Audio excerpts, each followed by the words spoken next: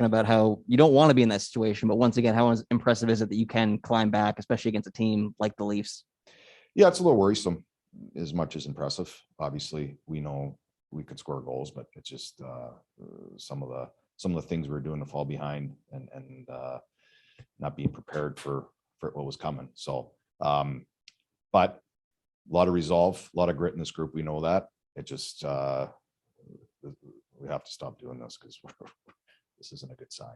And for Claude Giroux, nice to see him finally get rewarded with that first goal, and also a goal that was one of those turning points for you guys tonight. Yeah, big goal. I thought he really played well there through that stretch halfway through the second, through the third, and their line really got us going in a lot of different ways. They didn't get totally rewarded for it, but they were going.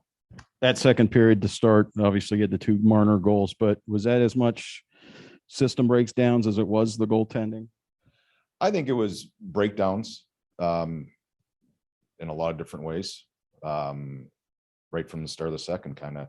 I think it was the whole game. I mean, they're a really, really good team, and they're fast, and we weren't prepared for the pace, and we haven't seen a team like that for a while. We saw them 2 weeks ago, but I think we're kind of both on a back-to-back, and they were 1-1 tonight too, but they came with a lot of pace. They were ready to play, and we kind of inched our way into it. I thought we were okay to start, and then kind of got a little lackadaisical with the puck, and they were starting to turn the pace up, and we were a little bit slow twitch for a big part of that game, or the early parts of the game. And I thought second period we started getting going a little bit, and started doing the good things that we do besides some of the penalties that we took.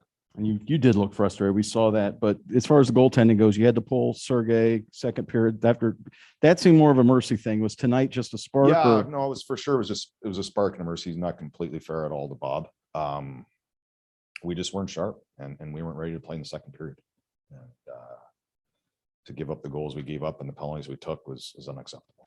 And on a positive note, your big guns really came to play tonight. That's a good night for Jonathan Huberdeau on Canadian TV, eh?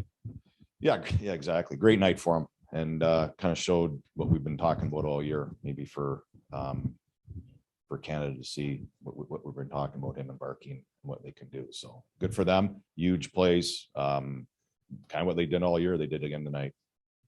That's what I was going to ask you. You've seen this happen with your team doing this, but was this even a little bit more extraordinary tonight, taking into consideration the opponent and kind of a frenzied game?